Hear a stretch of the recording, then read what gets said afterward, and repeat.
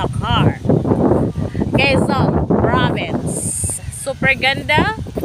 At saka kunti lang tao. Hanggang doon. Ang linis ng tubig. Sobrang linis ng tubig. Ang linis ng tubig. Pero may mga nyug-nyug dyan.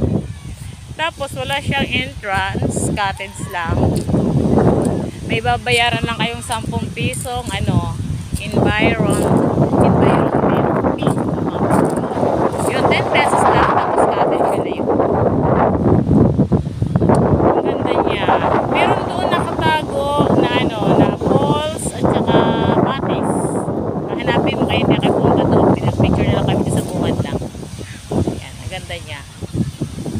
Napakalinis ng wala kang makikitang lumot sa ilalim. Kasi iba namin pinupuntahan, may mga lumot yung mga bato. Ito wala. Malinis talaga siya. Pati hindi siya buhangin. Bato din pala ito, no? Mga bato siya. Hanggang doon. Maganda yun sa dulo. Kaya lang yung campus namin, dito kami nakakuha sa may bungad na kaya malayo. Pero kung doon kayo nakakuha ng cottage nyo, ayan. Kuha lang kayo na isang cottage, tapos mag-tent na lang kayo. Hangin. Ayan. Kaya try nyo na, pumunta dito. 10 piso lang. Environment fee at saka cottage lang po. Ayan. Lawak niya.